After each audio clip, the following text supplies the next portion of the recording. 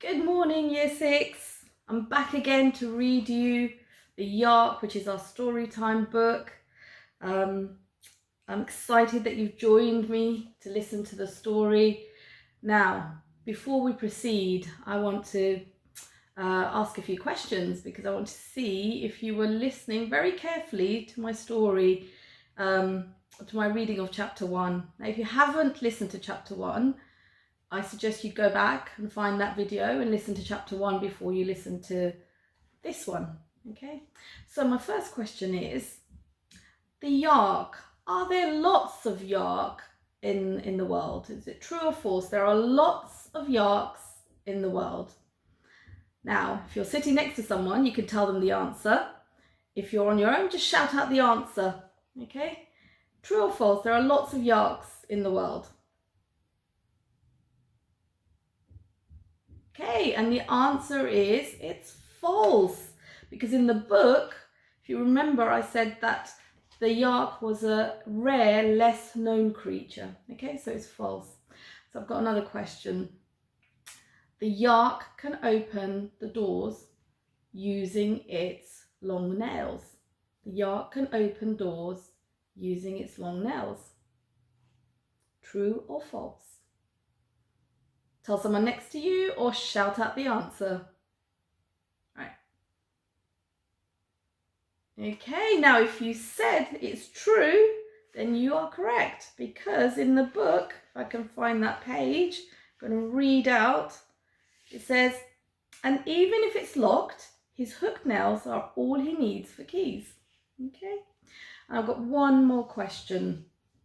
The Yark loves to eat animals. The Yark is a monster that loves to eat animals. True or false?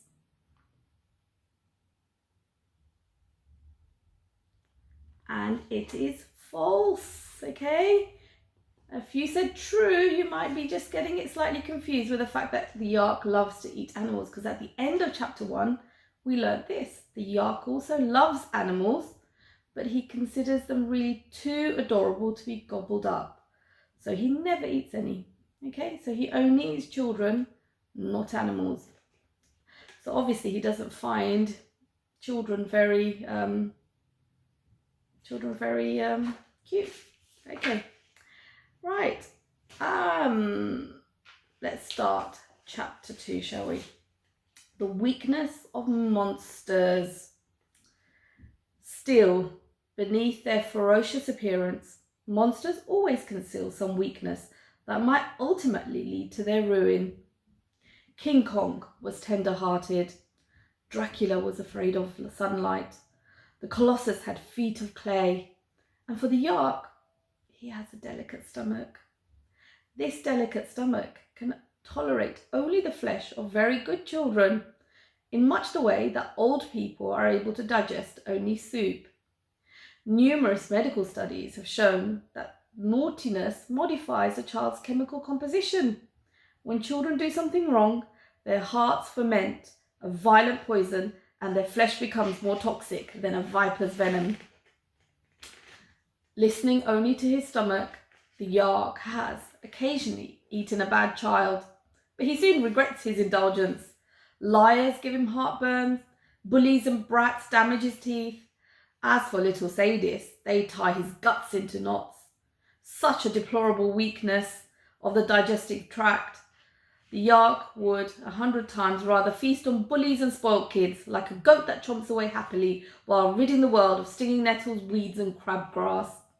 But noble sentiments have never filled anyone's stomach, and certainly not a monster's. Nature, which has no moral code, is indifferent to matters of good and evil.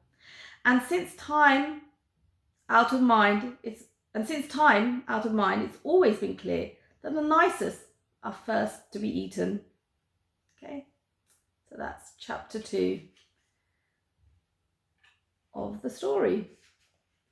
Right, tomorrow I will read you chapter 3. But at the end of the video, like I did last time, I'm going to put some words for you to look up the meaning of. Now, you can use a dictionary if you've got one at home, but you can also use an online dictionary to find out the meaning of those words. Okay, so I'll put those on just right at the end But I hope you have a really good day today.